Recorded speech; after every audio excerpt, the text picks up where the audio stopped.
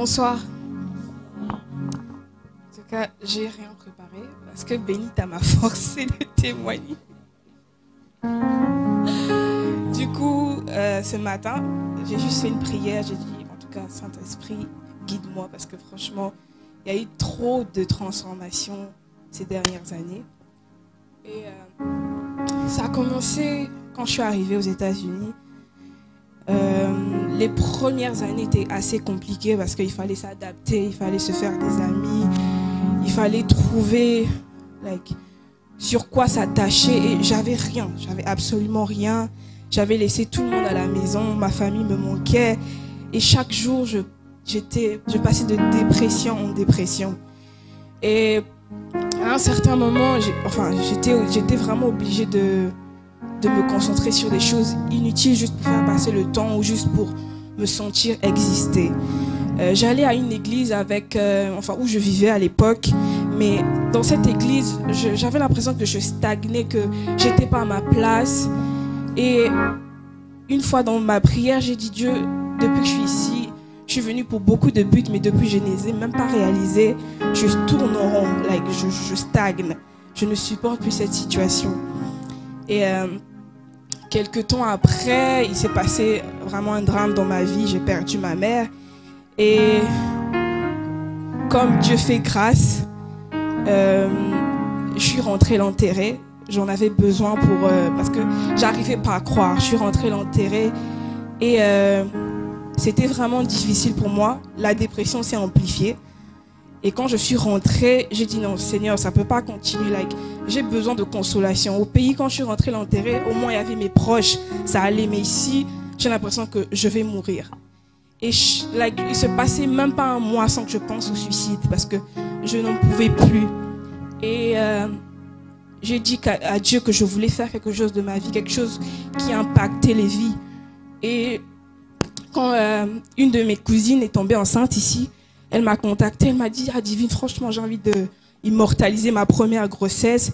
Est-ce que tu peux me prendre les photos? Parce que d'habitude, quand on fait les photos, tu fais de très belles photos. » J'ai dit « Ok, Aya, il n'y a pas de souci. » Et c'était un vendredi, je crois, j'ai reçu ma première ma paycheck. J'ai commandé, comment on appelle ça? J'ai commandé des lumières, j'ai commandé un background, j'ai commandé tout ce qu'il fallait parce que j'étais non seulement heureuse pour ma cousine, mais je me suis dit, bon, pour une fois, on m'a demandé de faire un truc important, laisse-moi le faire très bien. Et j'ai demandé à mon oncle si je pouvais utiliser son garage. Et il a dit, il n'y a pas de souci. Donc j'ai fait la décoration, j'ai tout monté. J'ai contacté cette merveilleuse femme ici pour maquiller ma cousine. Elle a même pas hésité, elle est arrivée. On a passé une belle soirée, on était dans le garage, il faisait super chaud. Elle a maquillé ma cousine, on l'a décorée, on a fait des photos. Et c'est à partir de ce photoshoot là que les gens me contactaient. Si vous me connaissez très bien, vous savez que je fais même pas beaucoup de pubs. Tout se passe sur mon WhatsApp. C'est les gens qui viennent vers moi.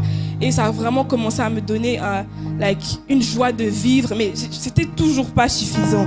J'ai dit, Seigneur, ok, tu m'as donné une histoire, comment impacter les gens, comment vivre ce bonheur-là avec les gens. Mais moi, je veux te connaître davantage. L'église où je suis vraiment pas à l'aise. La preuve, j'arrivais pas à socialiser, c'était compliqué.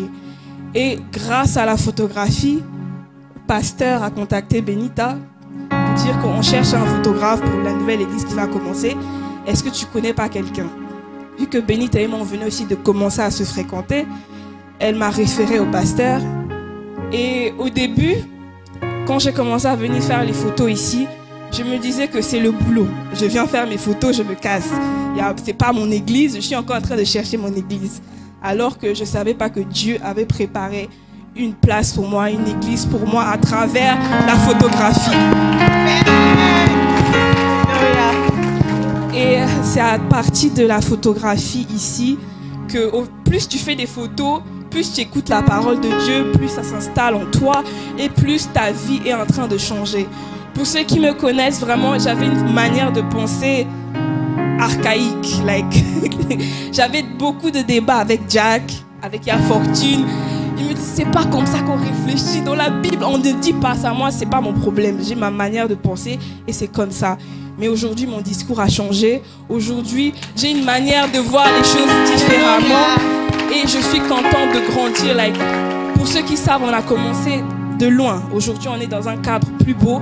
On a commencé de loin, mais à chaque étape, je grandissais avec l'Église. Je grandissais dans ma foi. Et franchement, je suis reconnaissante pour CMP. Je suis reconnaissante pour Benita, pour toutes ces personnes, Alan, Jack, coach, tout le monde qui m'a aidé spirituellement et d'autres amis que je ne pourrais pas citer parce qu'ils ne sont pas là.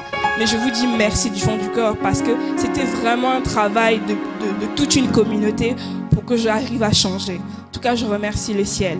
Merci. Est-ce qu'on peut acclamer le Seigneur?